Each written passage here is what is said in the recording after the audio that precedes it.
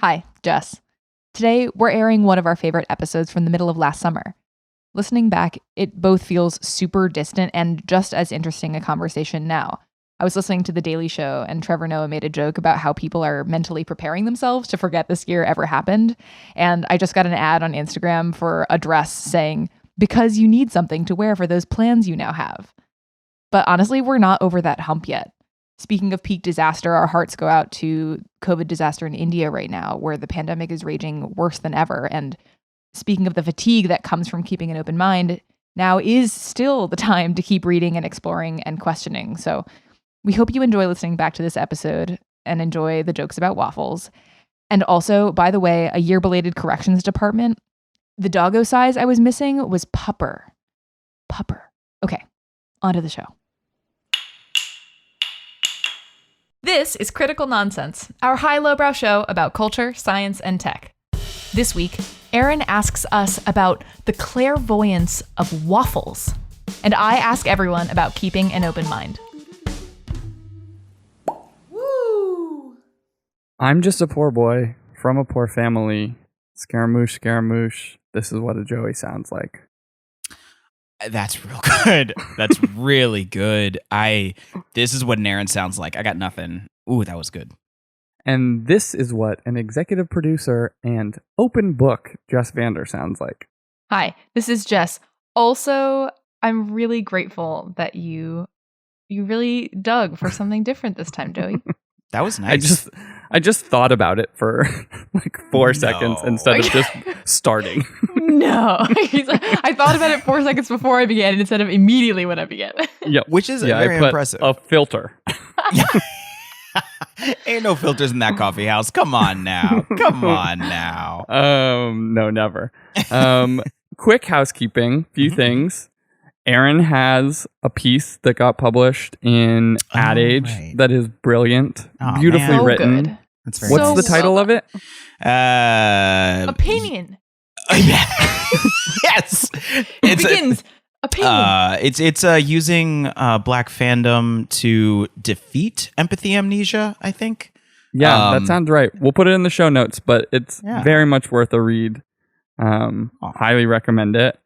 We also have the special promo code HAMSTER to download the progress report at getprogressreport.com. That's getprogressreport.com. Mm-hmm. We also have a new white paper out today around distributed activism, and it deals with a lot of the history of the civil rights movement. It's wonderfully written by Osei Kwache on our team, who's been a guest several times, as well as Stephen Ebert, who is also a guest. I highly recommend reading it.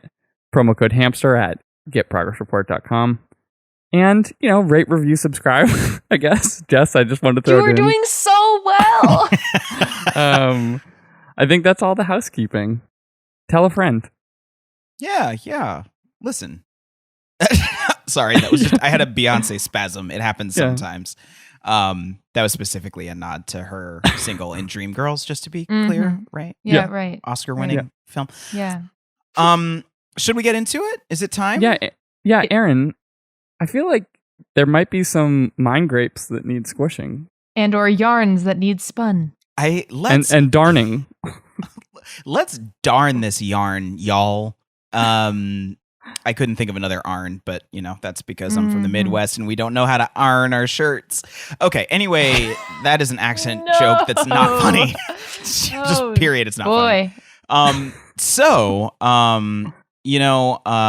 Living in my house with a partner that works in disaster management makes living through a pandemic in particular really compelling and interesting each night. And hyper present. Exactly. Let me tell you, Hurricane Gonzalo or depression or whatever it is right now, I know where it is. Like it's you know all of the things. It's on the 13th parallel. It is. Well, we don't know. It's before a depression. There is a stage that I cannot recall. It has progressed past that stage. It is moving closer to the States. No one needs panic. Don't look up the tropical storm Gonzalo. Don't just disregard it. I wonder if we could now. use the depression language to categorize blemishes. I have a tropical depression on my cheek. To be clear, Inching slowly towards my nostril. Branch and I have used that system to describe cute dogs for our entire relationship. So we would say like category 5 CDA, and that's category 5 cute dog alert. That's been in our family forever.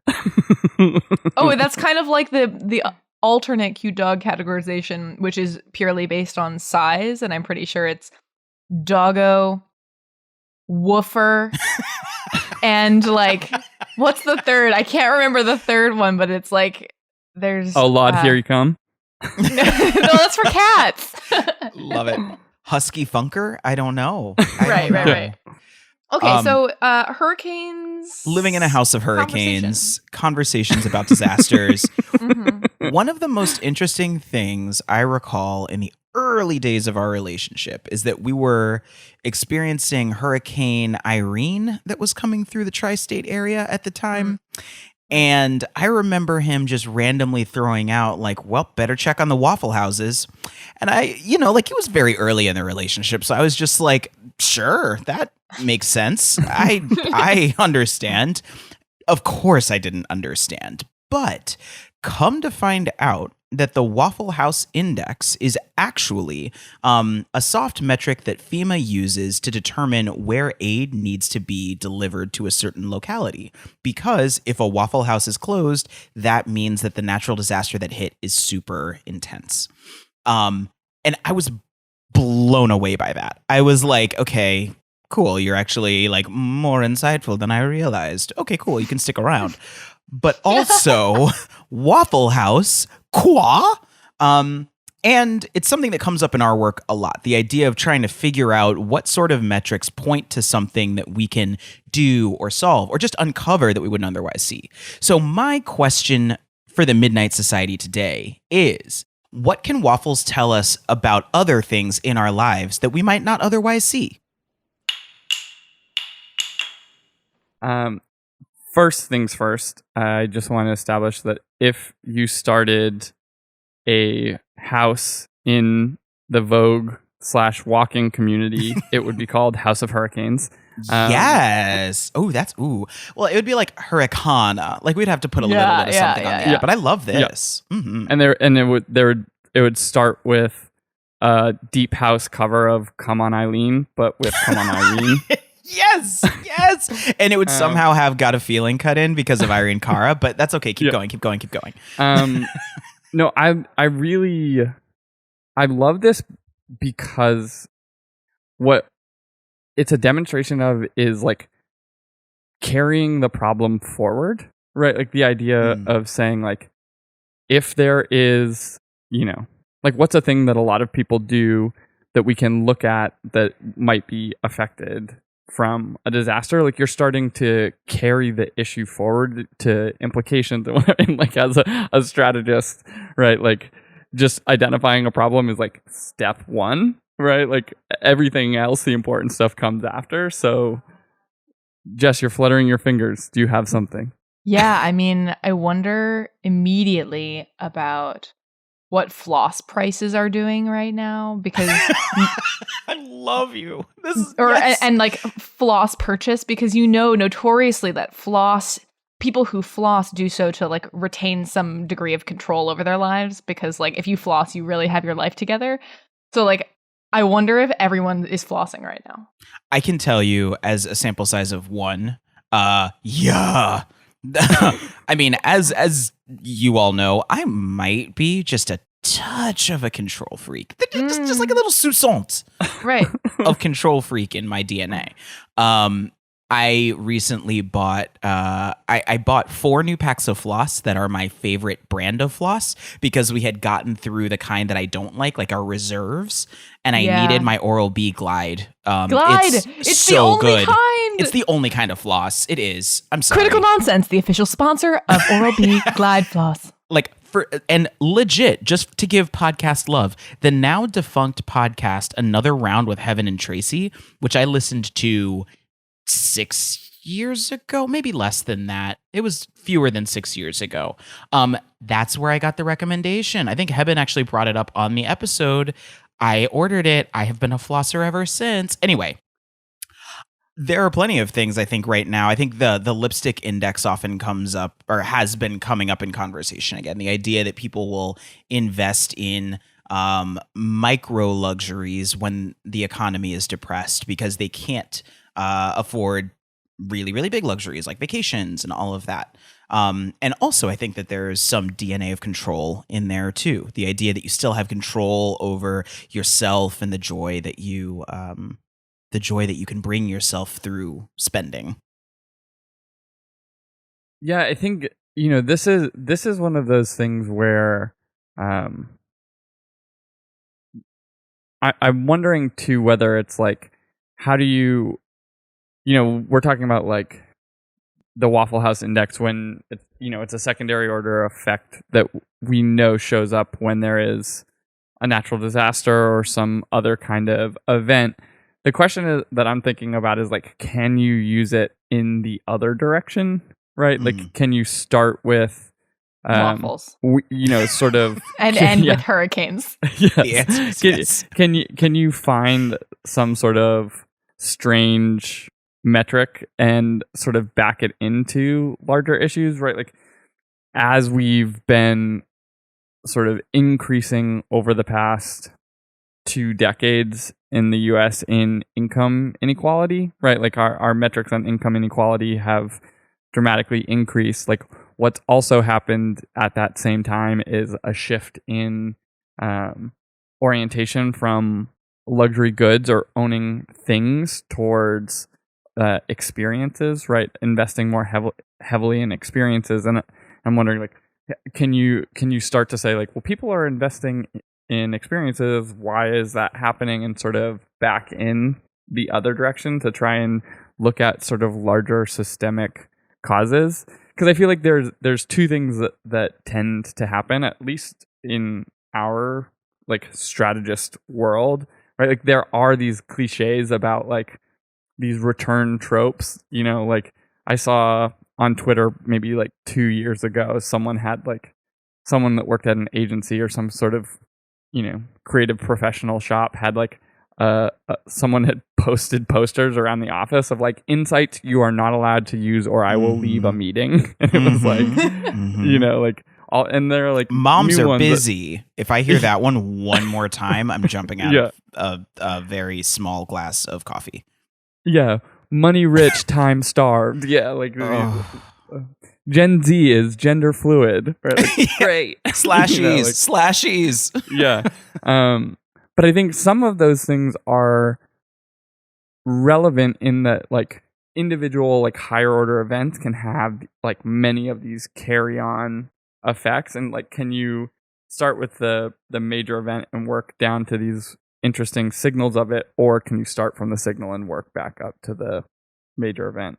Yeah, I think the risk you can take, though, is sometimes worth trying if the consequences are relatively low. But like, the risk is of spurious correlation, which we've talked about before on this podcast too. The idea of drawing conclusions between 2 things that are not actually really, I mean, they follow in a similar pattern or a path, but they're not related, or they don't cause each other to happen. We were talking about Tyler Vegan's site where he gives some examples of spurious correlations. For instance, like the divorce rate in Maine correlates really closely with the per capita consumption of margarine, but like that doesn't mean that like divorces in Maine are causing people to eat less butter, but I think, but maybe it does. It's like I gotta work on my waistline. Or right. If only one partner is buying the butter, then they get divorced. The other partner is just going without. I don't know how. There is a musical syncopation thing that will not work with the microphone, but I'm going to try. It's to work on like adding triplets to quarter notes, and it's pass the goddamn butter, pass the goddamn butter. Anyway, just I wanted to curse, that's all. Related to butter. But it's also not a perfect triplet, it's more so. Anyway, go ahead. But ultimately, we're talking about finding real correlations, especially ones that are unexpected, because they might be able to teach us something. And I guess I'm thinking about like, what are, if we're thinking about that backward, starting with an observation first and then drawing a conclusion, what are some ones that we can work from, or that you have heard of recently? Well, there's like the weird, I brought it up at the beginning of the show, but it's relevant also to last week's episode talking about like bullshit asymmetry and Brandolini's law, is the whole 5G conspiracy as it relates to COVID-19. I think John Oliver had, like he showed something that's very similar to this, like metrics of like, here are all the places where COVID-19 is really blowing up in the United States. And then like in conspiracy corners of the internet, they're showing maps of like, this is a place where 5G has been introduced into the market. And then he's like, he's like, he pulls up another map and he's just like, this is also the place with the highest population density where someone who wanted to sell a 5G connection would put them. Right. You know, like that idea of like, you can also use these sort of metrics as like the truthiness thing, right? Like just find a data point that confirms something that you want to say versus, like the Waffle House Index has been like heavily tested over time and just consistently tracks with major events. And so there is that issue as well of like looking for metrics that can just like confirm something you want to say versus putting a little bit more of a critical eye on them. Yeah, and with the Waffle House example, you can control for outside variables. Like you can look to see why it is closed, versus just seeing two things that are related to each other. Other variables could obviously be at play. I guess that's another example of something that is a spurious correlation. Yeah. I mean, again, to think about like how it impacts our work on a day-to-day basis, I think one thing is that we always have to like, we have a pretty high bar that we have to place on ourselves for the integrity of the arguments that we're making using data. And we have to be as like, ruthlessly detailed in making sure that we are thinking about not drawing spurious correlations that lead to recommendations that are useless to a company. And I think that's a really hard thing in strategy, because sometimes it is about trying to figure out what the space is between what is obvious and what is not obvious to spark new thought. And that just sometimes is a little bit of a weird exercise. But the other thing, which is a lot more tactical, is I think we've been hearing a lot more conversations about how companies and brands are tracking the effectiveness of their creative work. And they're starting to think more expansively around what is the metric set that best represents that I didn't just get a return on my investment in terms of sales, but actually this had an impact on culture, on society, on social justice. And so the metrics that need to be included are often things that are not captured in sort of a standard brand tracker, or are not things that a lot of companies are set up in the outset to be able to track. And I think that it's nice at least to hear that companies are starting to be much more thoughtful and expansive about the ways that they need to think about how they spend marketing dollars and where that investment matters. And I think I hope that picks up a lot of steam, because I'm tired of bad brand trackers. Basically, that's my soapbox. Yeah, there's like two things that are part of this, right? Like what we were talking, or what I brought up a little bit earlier, in this idea of like an event happens. How do you sort of start to expand the way in which you're looking at the impact it can have? And I think that's relevant for both, a hurricane as well as just putting a thing out in the world. Like what people are being more critical about the impact that their behaviors have. And I think there's an increased criticality from like the sort of social justice moment that we're in, of saying like, I've been doing this thing, not thinking about the fact that it could have a negative impact on other people. I was just sort of going through life with inertia. But I think it's also like that shift also allows you to go into that, I launched a creative campaign as a company, or I put out a new product. How can I start to take the sort of 3 steps forward and imagine how that's going to have some impact? And if I imagine that, I could go back before I launch the product as well to sort of do a better version of it. Yeah, a sneak peek to my topic, but I think is relevant to what you're saying, Joey, is like, I imagine if someone looked at the sales of books written by Black authors about a month ago, it would be very different from what they were 3 months before that, and even today. And like finding a tracker like that and like following that can tell you something about if you're in the publishing business, or if you are someone who is like thinking of writing their own book, or who knows what. It's like those types of things are also like a very specific way to follow along with what's going on in the world. Yeah, there's also this part of all of this that is the place where we are getting data from needs to be critical, right? Like the Waffle House Index is an example of like something that was deeply studied and arrived at through sort of a critical lens and exploring an idea, but then testing it out and whatever. Whereas I think we're in this moment right now where people are, in particular, because of a global pandemic and this massive event, are hungry for data and understanding of the world. And so everyone is looking out for advice, questions, whatever. And what we're finding, I think, is a bit of disillusionment of people maybe that we went to for advice in the past on particular things. We're sort of getting an eye-opening moment that maybe we shouldn't be turning to those people, right? Like the example I used before we started talking is there are a lot of like beauty and lifestyle influencers now that are like talking about masks or things like that in these like really bizarre ways on both sides of the issue, and people are like, wait, why was I following you? Like this, I came to you for like makeup advice or like fashion, like cute fits to figure out my spring wardrobe or whatever, and now you're like talking to me about your opinions on the global pandemic and mask wearing and things like that. And everyone is sort of like being like, oh, maybe I need to reevaluate the place where I'm like finding data.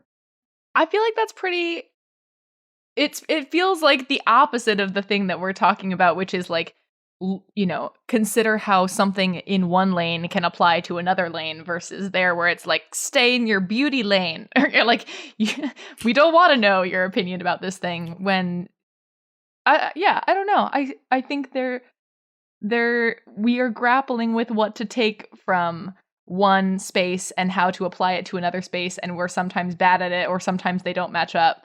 And you could say, if you tracked the beauty account follower count across a bunch of beauty influencers to see if it's going down right now, as a second order effect of people reevaluating the places where they're getting their data. Are we talking about people listening to the podcast and then going on while we are talking?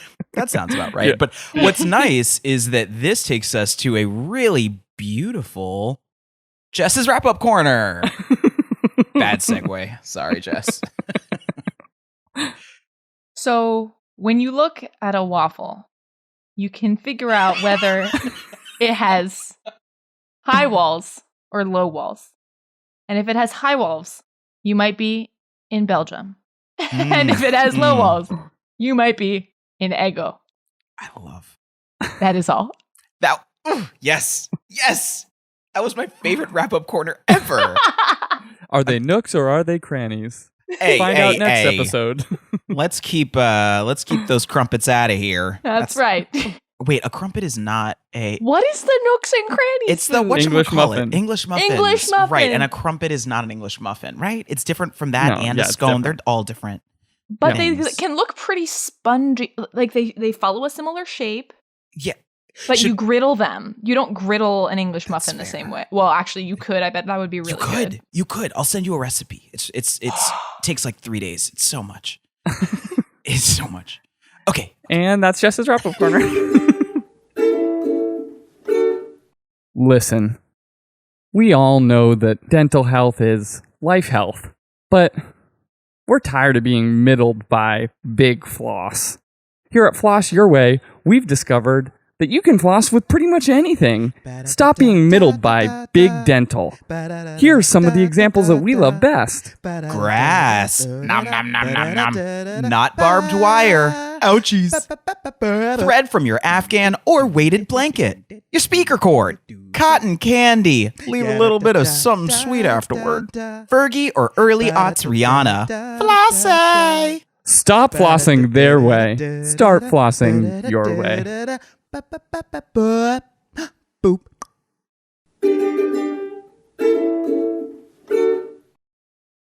So tell me. Sorry. I don't know why. I was gonna say acapella Jesus, which would have went really well with you belting out train lyrics. You knew what it was, Joey. Yes. You, sir, you're in my heart. That's amazing that you knew that. That's really good. I'm here. Oh my goodness. So from acapella Jesus, we come into Jess Vander's question of the day. Yeah, what's on your mind, Jess? I hope that your flossing has been treating you well. That's for certain. You know what is really a bummer is all I have is like second rate Colgate floss. Sorry, Colgate. Like, don't be mad. I loved your immediate backpedal. Like, you know, you can do better. But this particular kind that I have is also really old, so maybe you already are doing better, and I just have old second rate floss. It's like you can feel. Anyway. I know. Waxy. Waxy. Give me more mint. It says waxy give me more on the wax. front. Yeah. And then have you ever tried plain unflavored floss? Oh, you mean like sandpaper that they pretend is to go in between your teeth? I have made that mistake once and never again. Oh. Anyway, the total non sequitur transition is that I don't know about you guys, but I have been feeling like I have been retreating to a hole. There's obviously a lot that I'm trying to keep up with in the world right now. There's so much that's changing every single day, or that isn't, unfortunately, changing every single day. And not just that is overwhelming, but I almost feel like I haven't seen any sort of incremental benefit to opening yet another article or scrolling through another new resource. And so I found myself, and in addition to that, I've also found myself not having the same kind of opportunity to listen to podcasts, which is also another important part of my media diet in regular life, which hasn't been present for months. And so basically my consumption of things has transitioned to a much more, basically like a long form kind of information diet, where other than watching The Daily Show and Patriot Act on YouTube, I basically, which are great, like Trevor Noah is amazing and Hassan Minhaj knows how to make me laugh still, even though he's in his home. But other than that, I've just been reading a lot of books, which is not bad. That's great. Reading books is great. I recently finished Saeed Jones's How We Fight for Our Lives, and it was fascinating, and I highly recommend it if you feel mature enough to read it. I don't feel like we have many young listeners on this show, but sorry for my cursing. My bad. But I also read Bianca Bosker's Cork Dork, which was a really fascinating sort of undercover, but not really at all, view of the wine scene in New York City. All of which is to say, I feel like I'm devoting much more time into that kind of slow processing of information, which makes me self-conscious about, all of the other types of things that I might be missing or should otherwise be processing from a volume standpoint of new things coming from the outside. But it's really overwhelming me, and it brings me to this question that I have for you, so we can brainstorm a little bit. But how do you make room for an open mind? I don't. I'm so bad at it. I think back in March, I was given some pretty stern advice, which was to remember that I was in control of my media diet, and that the information that comes into my mind will have an effect on my physical and mental state. So I need to make active efforts to make certain stories that are going on stay away from me for my own health and well-being.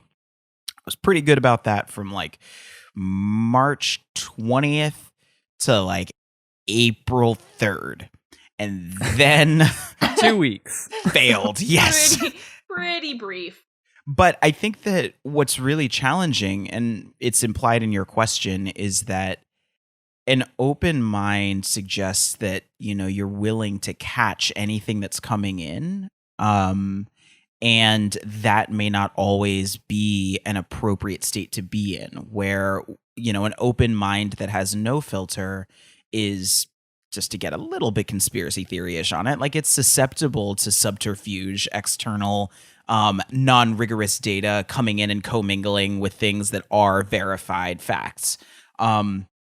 So I have found that I've been starting, maybe a little bit similar to what you're describing, trying to look backward rather than looking in the current moment for inspiration or insight, whether it's reading books that, you know, old classics that I totally read for my 6th grade test that I totally made sure that I took before I took the pop quiz, reading some of those, but then also, unsurprisingly for me, replaying old video games, where in a lot of these old texts, there are different stories, both light and heavy, that are reflective of different times, that can feed my need for an open mind without necessarily getting caught in some of the detritus that is in the modern current media landscape. Detritus. It is detritus. Damn it. This is an ongoing battle between myself and myself. Okay, fine. I lose and I win. I think what's interesting about your question, Jess, is like there's when you first said it, there's like 2 big areas you can go. Is like, how do you, like, an open mind to me is also about sort of a willingness to expand when confronted with new information, versus the idea it sounds like you're talking about is like, how big should the pipe of information be? Right? Like the idea of being open-minded in my head goes to, if I'm confronted with facts that contradict my previous conception, then I'm willing to like listen and explore and expand my understanding of the world. But the pipe question sounds more like what you're talking about, and it's a tough one.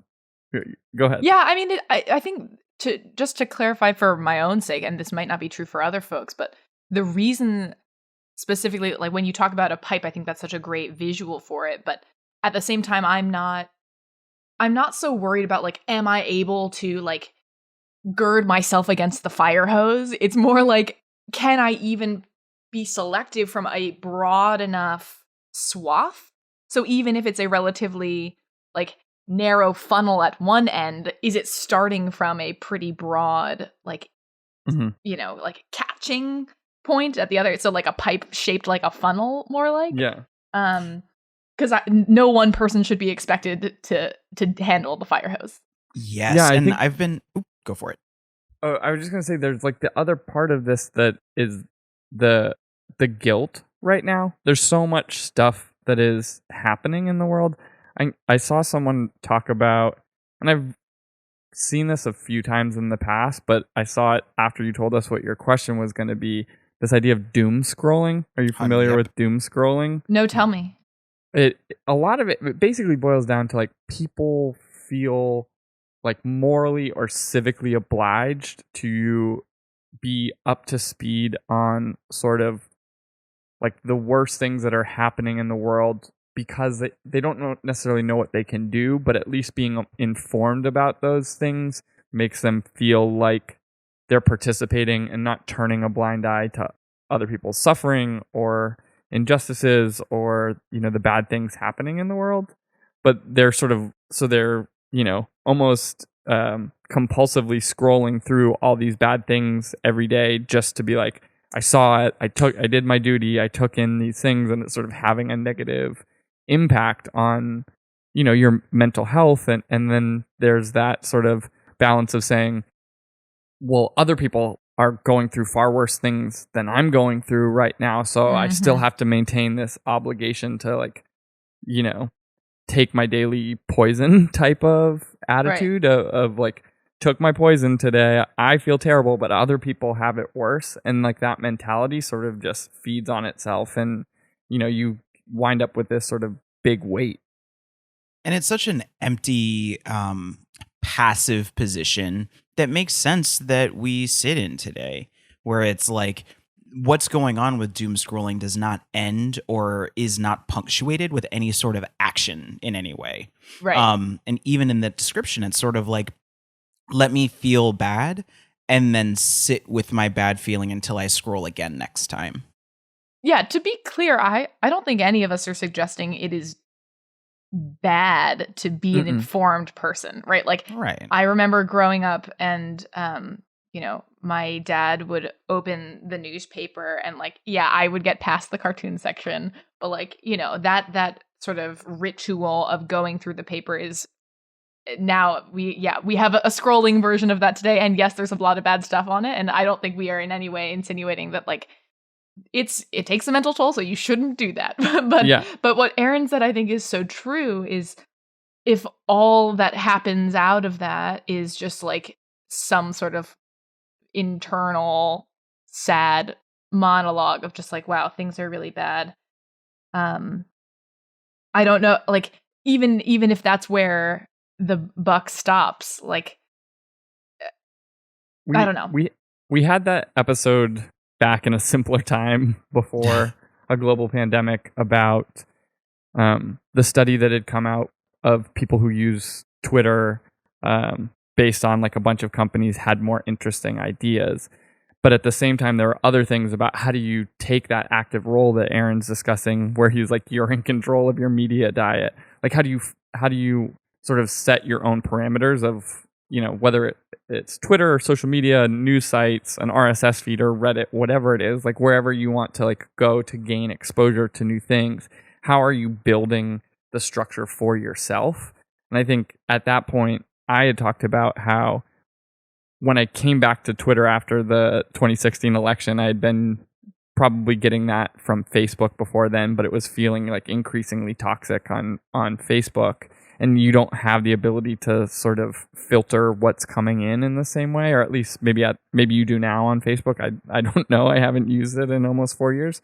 I went back and just cleaned house on the people that I was following and started to really diversify the places that are, like black queer comedians, like weird, funny, odd Twitter, economists, like political people. Like I'm trying to like find a bunch of diversity of ideas so that if I go on and give myself, even an hour a day or something like that to just be like exposed to different things, sometimes it's just to laugh, sometimes it's whatever, I feel like I'm coming away with inspiration at least.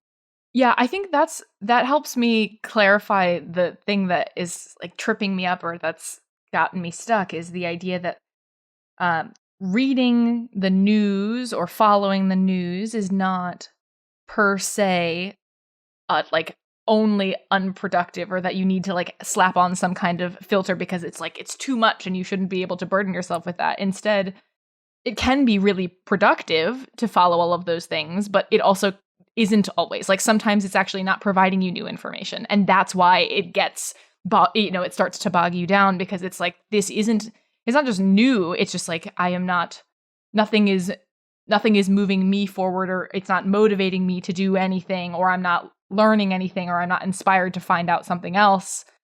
And that, I think that's really the danger, is like getting stuck in a trap when you're trying to stay an informed person. Well, that is the thing.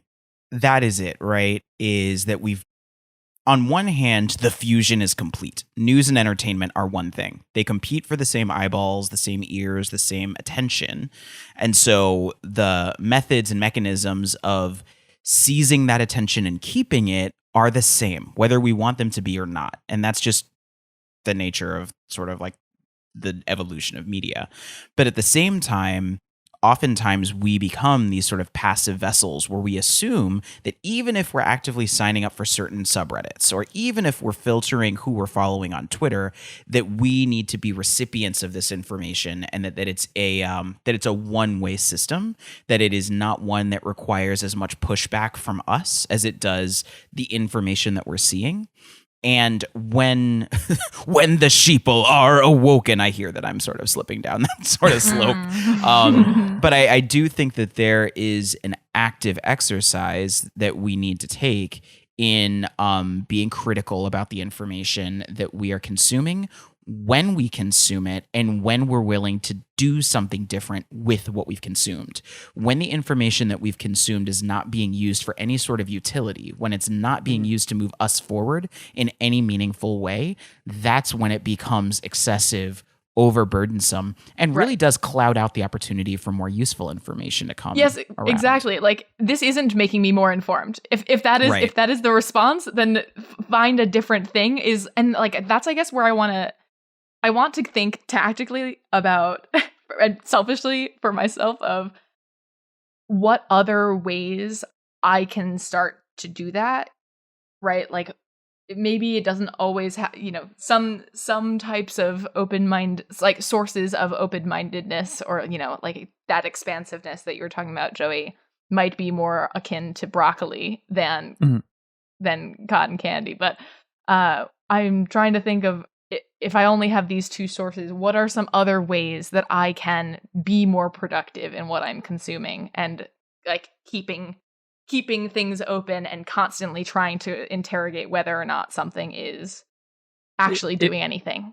It makes me think a lot about maybe I don't know if this is actually tied, but makes me think a lot about like the Kevin Kelly thing that we talked about in the past, where in his book The Inevitables, he talks about the different types of minds of that AI will be able to produce, of like really fast minds that are sort of in every nanosecond analyzing a huge amount of data, and really slow minds that are tracking things, maybe more like the Waffle House Index from earlier, or really specific minds that only like look at one type of thing, or really general minds that look at like many different types of things and are trying to merge them together. And I've been thinking a lot about like this cognitive distinction and understanding the way that you as a person process, and trying to lean into those things. And I think that it's important to this conversation, right? Like, you've talked about, like, in a time of stress that we're in right now, you've turned more towards long form because maybe it just feels more comfortable as a mechanism for pulling things in. And so if that's the case, like, I think it's important to say diversity of information is really valuable, like in sparking new things. And so, like, reading a book about politics, and then reading a book about social justice, and then reading a book about science, and reading a book about like entertainment. If long form is the thing, I would separate long form from the diversity of what it is. And I think the diversity is like a crucial point. But if long form feels good when in a time of like increased stress, and it's about, I think, because it's important to have comfort when you're taking these things in. Like, I recently had a moment where I was like working really late, and I just wanted to, like, before I went and like did the dishes and cleaned up, and it was like already 11 o'clock or something, I was like, I'm just gonna pause, go on Twitter for a second. I like opened up Twitter, and it was just like I like was on for like a minute, and it was just like 17 really bad things, and I was like, all right, signing off. Like, I literally posted, I was okay. I signed on, and within 30 seconds I saw these things, so I'll see you tomorrow. Like I think distinguishing between diversity of information and how you are most comfortable consuming it is important. And getting to like the tactics, right? Like, what are the things, as I wiggle my pen so thoughtfully that no one on the podcast can actually see? Bob Dole. Very Bob Dole of me. I think that touches on one, which is, or a bunch of things, a variety of forms. So diversifying and being conscious about, is it long form? Is it short form? And this leads to the second one, which is like times of receptivity. Being really thoughtful about when you are receptive to what form of information, length, and type can help, sort of like steer whether or not the information that you're receiving feels worthwhile and is like, are you in a place to receive it in the form that it's being taken? And not be compulsive, right? Exactly. It's all about breaking the compulsion with intention, like being really thoughtful about, am I just thumbing through? I oftentimes am scrolling and then I say, I'm going to do 3 more thumb scrolls and I'm stopping. Like, because I know that I need to keep going. I'm not going to You're trying to do stop. very long thumb scrolls. Exactly. And I'm like, 1, 2, 3, close it no matter what, because I'm doing it just like brainlessly. But the 2 others, if it's variety of forms and times of receptivity, there's also zones of focus. So kind of like picking a week that's going to be the week to learn about this. Pick the next week to learn about this. And that allows there to still be some sort of like, oh, I want to learn about what's going on a certain topic that I don't know enough about, like an international conflict. I'm going to spend a week just being really tuned into that. I'm going to avoid other things just so that I can feel like I have enough information. I found that really helpful for dumb things that are outside of my life. I've been able to have amusement park week so that I can understand how amusement parks around the world are reopening and how the different coasters that were built over the past 12 months are faring in this new climate. It makes me very excited, but I have to do that for a short period of time before I get into race, LGBT, gender, and immigration social justice week, which is when I really focus on what sort of things are going on there and what sort of actions I can take. Aaron, but did you see the Japanese coaster law where they said they banned screaming on roller coasters, but the post said like scream in your heart. Yes. There's a really good set of crochet that's going around that has that stitched in. I've thought about buying it, but crochet doesn't fit my aesthetic. But the fourth and final thought that I have to leave you with on this one, because I love this idea, is to be really conscious about whether we're in a news sprint, marathon, walk, or rest. Like, are we in a moment where I want to be deluged by information, where I know that I'm trying to get little trickles over a longer period of time? Or is this a period of time that I just need to like not get it? And that goes for news, entertainment, content, whatever the case may be. But all of it goes back to what you were just saying, Joey, which is like, how can we not be passive about it? How can we not just allow ourselves to be floating on a stream of information, because that's just us being on a very small dinghy in an information hurricane?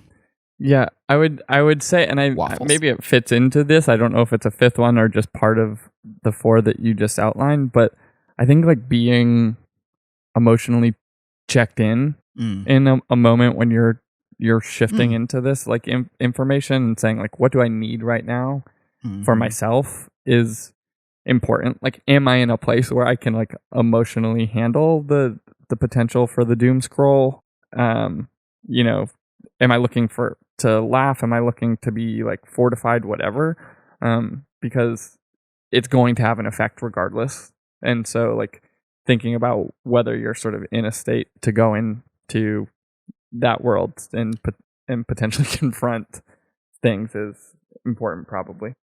Okay, guys, these are great evaluation criteria, but I'm looking for some real ideas. I got one, and it's the one that I've been doing since last January. I came back from my honeymoon, and I was like, okay, what am I going to do differently?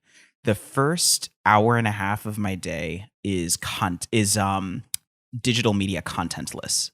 So I wake up, I turn off my alarm, and for the first hour and a half, I'm not allowed to scroll on my phone. I'm not allowed to watch anything on TV.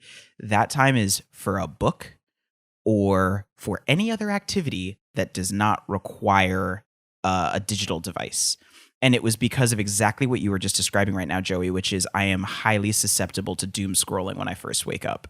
I'm not fully awake. I start looking at stuff. I scroll away, and not only does it freak me out, it then colors my entire day, and I'm emotionally thrown because I haven't had any time to wake up. Like, that's when my mind is the most open. So, my big thing has been, and it's been easier with the dog, is first hour and a half of the day is for no media that requires electricity. And that was a way for me to be more intentional in broad strokes. Luddite your life. Amen. Luddite your life. I like that. Okay, Bill. I would just say pick a set of topics to start, and if it's going to be a social media source, if you're going to start like fresh, make a moment, pick like 4 or 5 things, right? Like for me, it's like sports, politics, science, economics, and like dumb shit. Like I still really like dumb jokes and things like that. And so I went through and Urban Dictionary. Like, doom scrolling. And so I get those, and whether I'm on YouTube or on Twitter or wherever, I sort of have the people that I'm following that do that. So like on YouTube, it's like Answers with Joe is like a science thing. Seeker is a science thing, but then I watch, Trevor Noah and Seth Meyers and Stephen Colbert for like late night politics and funny, and I get Ringer stuff for like sports. So I get that there. I get those same things in Twitter. So I know what I'm going into, and if it starts having a negative impact, aggressively unfollow. I think aggressively unfollowing is really important. And if someone makes a mood shift or they start like taking a turn, I'll be like, see ya, like gone. Like I don't want this. And I have sort of the agency to remove that thing from my life, and I will do it. I love it. And if I can add 2 quick other ones, one is to use your Google Calendar.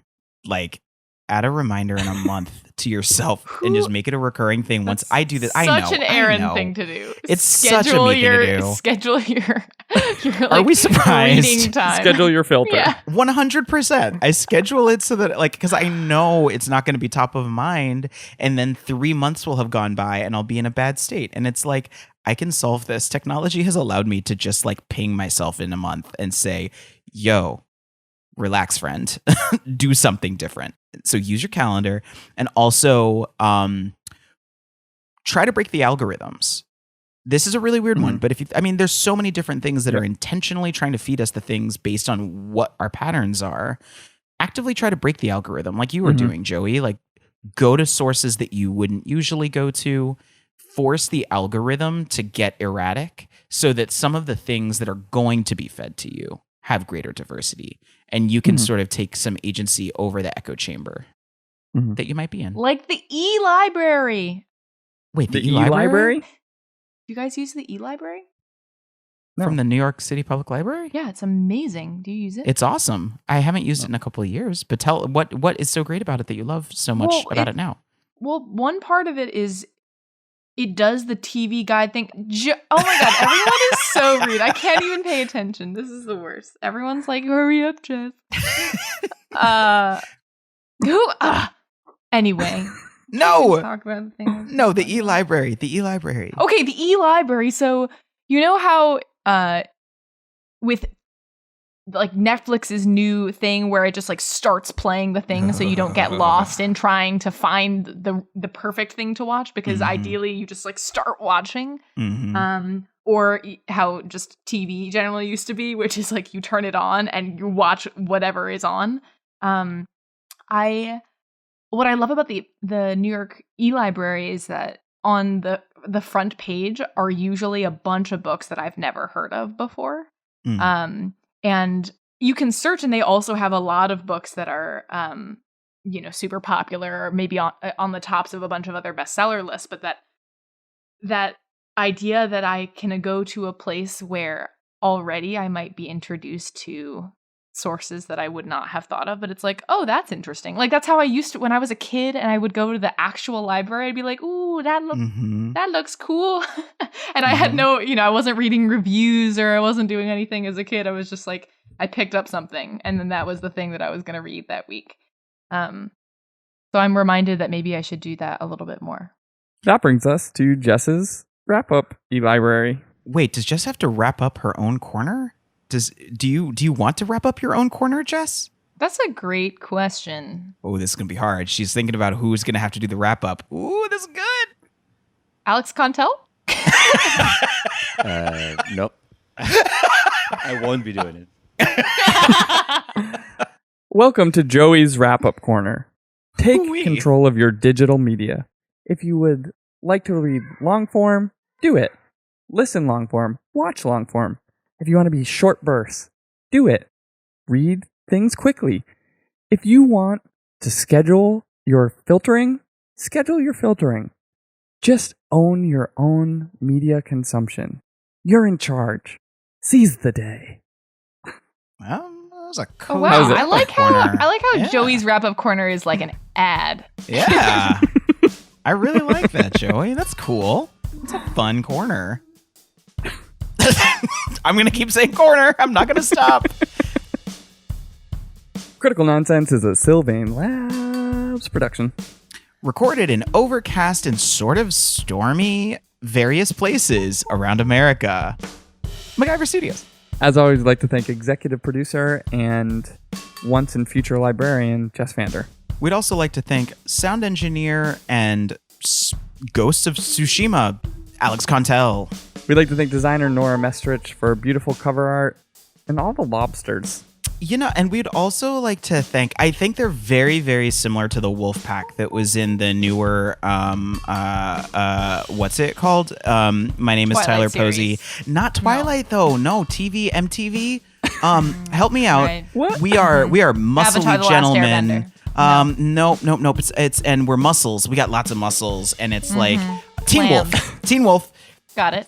Very similar to the wolf pack on Teen Wolf.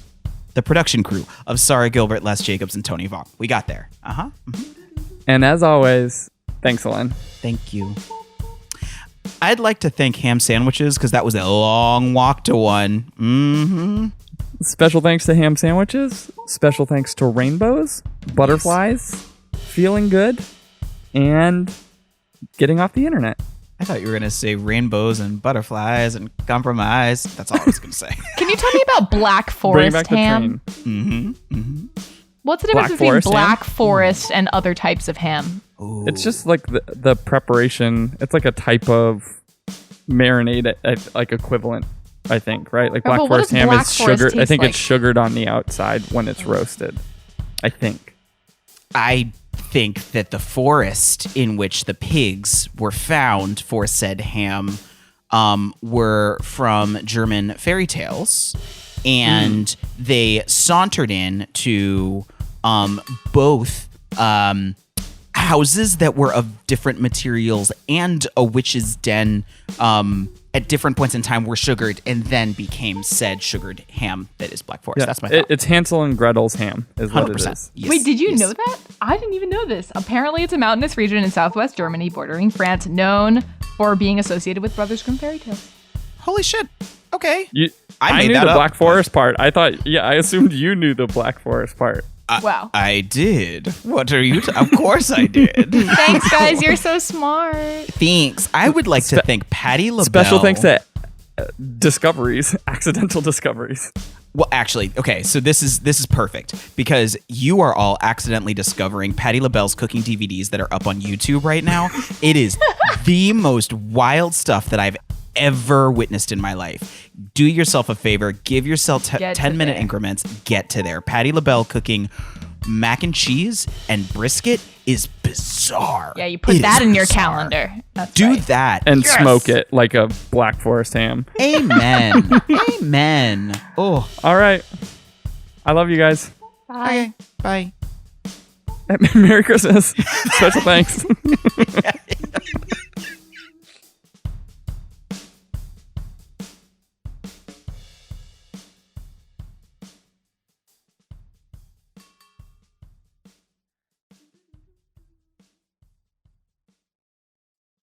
There is, I think it's probably. That's the floss sound. Can you do that one more time? I did not know they just had it next to you. Just in case you have to make a floss sound. Oh no, that's not right. Well.